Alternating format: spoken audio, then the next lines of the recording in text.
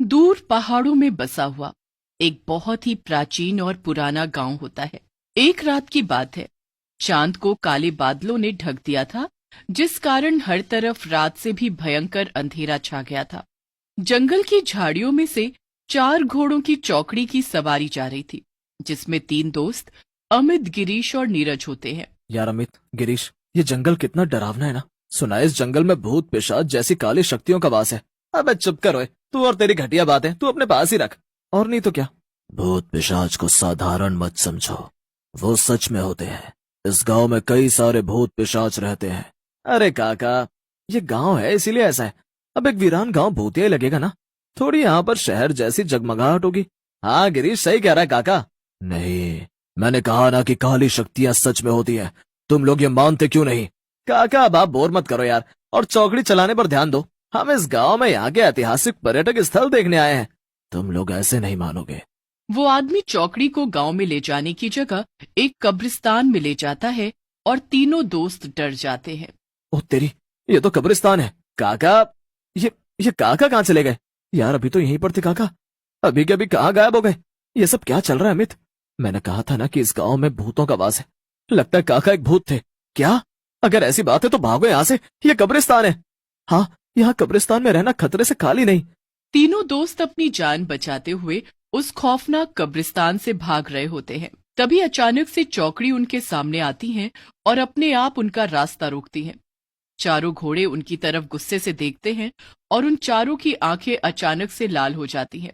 हे भगवान, इन चारों की आंखें अचानक से लाल कैसे हो गई? कहीं ये भूतिया घोड़े तो नहीं? तभी अचानक से चारों घोड़ों में से 4 आदमियों की आत्माएं निकलती हैं और उन चारों डरावनी आत्माओं को देखकर तीनों दोस्तों के रोंगटे खड़े हो जाते हैं। तुम तीनों को मरना होगा। तुम तीनों को शायद ये पता नहीं था कि गांव की पहाड़ी पर जो चौकड़ी आती है उस पर कभी सवारी नहीं करनी चाहिए, क्योंकि इस चौकड़ी के 4 घोड़े भूतिया हैं और उनमें हम चारों भूतिया भाइयों की आत्मा कैद है। ये कोई मामूली चौकड़ी नहीं है, एक चंडाल चौकड़ी है। चारों भाइयों के भूत उन तीनों पर वार करने जाते हैं। तभी अमित अपनी जान बचाते हुए वहां से भाग जाता है और झाड़ियों में छुप जाता है। वहीं वो चारों गिरीश और नीरज को मार देते हैं। नहीं, उन चारों भूतों ने मेरे दोस्त नीरज और गिरीश को मार दिया होगा। ये सब क्या हो गया? अब मैं क्या करूंगा? तभी अमित को उसकी तरफ चंडाल चौकड़ी के आने की आवाज सुनाई देती है। घोड़ों के पैरों की दौड़ सुनकर अमित की सांसें तेज हो जाती हैं और वो बहुत घबराने लगता है। ये क्या? लगता है वो चंडाल चौकड़ी मेरी तरफ ही आ रही है। कहीं उन भूतिया भाइयों ने मुझे सूंघ लिया तो? नहीं नहीं, मुझे यहाँ से दूर जाना होगा। अमित फौरन हल्के हल्के कदमों से पीठ झुकाकर उन झाड़ियों से कोसों दूर चला जाता है। तभी उसे एक सांप नजर आता है।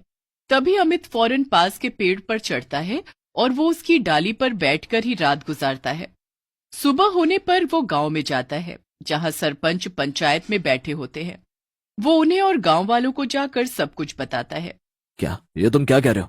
तुम्हें पता नहीं था क्या कि उस पहाड़ी पर वो चंडाल चौकड़ी हर रात मंडराती है और नए लोगों को फंसाकर वो चारों भाई लोगों को मारकर अपना शिकार बना देते हैं? नहीं सरपंच जी, मुझे और मेरे दोस्तों को ये सब नहीं पता था, लेकिन अब मैंने अपने दोस्तों को खो दिया। बहुत दुख हो रहा है मुझे। न जाने इस गांव में उस चंडाल चौकड़ी की दहशत कब मिटेगी। जीना दुश्वार कर रखा है उसने। हाँ भाई, सही कह रहे हो तुम। न जाने कब हम चैन की सांस लेकर जिएंगे इस गांव में। जो भी नया व्यक्ति आता है इस गांव में, या जो भी उस पहाड़ी पर जाने की भूल करता है, वो चंडाल चौकड़ी उस व्यक्ति को जिंदा नहीं छोड़ती। लेकिन भाई साहब, क्या है इस चंडाल चौकड़ी का रहस्य? कौन है वो 4 भूतिया भाई? बहुत समय पहले की बात है। इस गांव में 4 भाई रहते थे। उनके पास 4 घोड़े थे।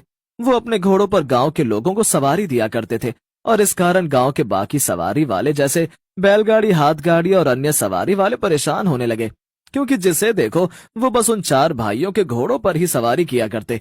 जिसके बाद एक दिन जब चारों भाई अपने घोड़ों के अस्तबल में सोए होते हैं, तभी कुछ आदमियों ने जलन और गुस्से के कारण उस अस्तबल को जला दिया और उन चारों भाइयों को मौत के मुंह में भेज दिया। और तब से उन चारों भाइयों की आत्मा उनके 4 घोड़ों में कैद हो गई और गांव में उनकी चंडाल चौकड़ी घूमने लगी और एक के बाद एक लोगों को खून के मौत देने लगी। और ये सिलसिला। आप लोगों ने कभी कुछ किया नहीं उस चंडाल चौकड़ी को खत्म करने के लिए? वो चंडाल चौकड़ी 4 भूतों की ताकत है। उसे जो भी खत्म करेगा वो अपनी जिंदगी से हाथ धो बैठेगा। क्या? हाँ, यही सत्य है उस चंडाल चौकड़ी का। अमित को बहुत डर लगता है, इसलिए वो दिन में ही शहर की तरफ प्रस्थान कर लेता है। लेकिन शहर पहुंचकर उसे याद आता है। अरे नहीं, मैंने अपना दूसरा बैग तो गांव में ही छोड़ दिया। उसमें मेरे सारे इंपॉर्टेंट डॉक्यूमेंट्स थे। अब मैं क्या करूं? उन डॉक्यूमेंट्स के बिना तो मैं कुछ भी नहीं कर पाऊंगा। चंडाल चौकड़ी के डर के चक्कर में तो मुझे कुछ याद ही नहीं रहा। अब मैं क्या करूं? तभी अमित की बीवी नंदिनी कहती है, अमित जी, अब आपको वापस उस चंडाल चौकड़ी के गांव में जाना पड़ेगा क्या? नहीं नहीं, आप वहां मत जाइए। डॉक्यूमेंट से ज्यादा मेरे लिए आपकी जान कीमती है, और आपको कैसे पता कि वो डॉक्यूमेंट्स अब वहां हैं भी या नहीं? मुझे पता है कि वो डॉक्यूमेंट्स कहाँ हैं। जिस घर में मैं रह रहा था उस घर की अलमारी में ही रखे हैं वो। उस घर के मालिक और मालकिन बड़े ईमानदार लोग हैं।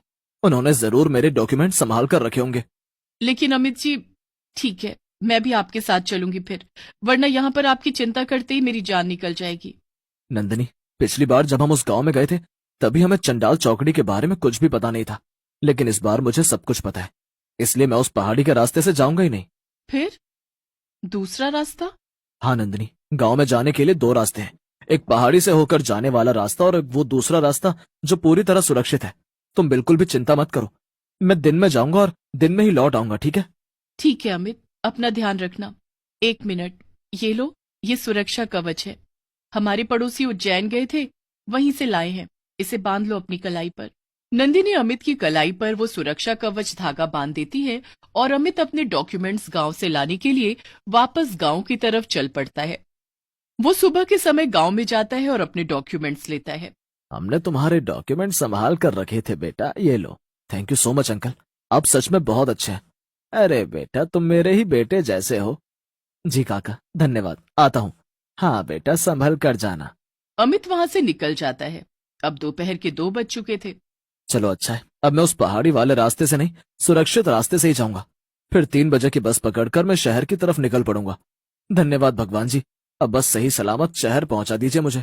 अमित उस दूसरे सुरक्षित रास्ते से जाने लगता है, लेकिन तभी उसका पैर एक भूसे पर जाता है और वो फिसल कर एक गड्ढे में जा गिरता है। अमित 1 घंटे से भी ज्यादा समय तक मदद की गुहार लगाता है, लेकिन उसकी मदद के लिए वहां पर कोई भी नहीं आता और वो बेचारा अब 3 बजे की बस मिस कर देता है। शाम में सूरज ढल जाता है और रात का घना अंधेरा हो जाता है। तभी अचानक से अमित को गड्ढे के पास से 2 आदमियों के गुजरने की आवाज सुनाई देती है और वो आदमी उसे रस्सी की मदद से ऊपर की तरफ खींचते हैं। तभी वो दोनों आदमी अचानक से गायब हो जाते हैं और वहां पर सामने वो चंडाल चौकड़ी आ जाती है। नहीं, ये क्या? चंडाल चौकड़ी, मुझे मत मारो, मुझे जाने दो। मैंने तुम चारों भाइयों का क्या बिगाड़ा है? उस रात तेरे दोनों दोस्त तो मर गए, लेकिन तू भागकर बच निकला। लेकिन आज तू भाग नहीं पाएगा। आज तो तुझे हमारे हाथों मरना ही होगा। जिसने चंडाल चौकड़ी देख ली उसे तो मरना ही पड़ता है। लेकिन जैसे ही वो चारों भूतिया भाई अमित पर हमला करने जा रहे होते हैं, तभी उन्हें कोई दिव्य शक्ति अपनी तरफ खींचने लगती है। वो मायावी चंडाल चौकड़ी अपने आप पीछे की तरफ जाने लगती है और कब्रिस्तान पहुंचती है। अमित भी वहां जाता है और वो देखता है कि नंदिनी ने तांत्रिक से करवाया है। चंडाल चौकड़ी तांत्रिक के बिछाए जाल में फंस जाती है। क्या? नंदिनी? नंदिनी तुम? हाँ अमित, मैं जानती थी 3 बजे की बस मिस करने पर तुम जरूर किसी मुसीबत में फंसे हो, इसलिए मैंने फौरन शहर से यहाँ के पास की एयरपोर्ट तक आने वाली फ्लाइट पकड़ी और तांत्रिक जी के साथ यहाँ आ गई।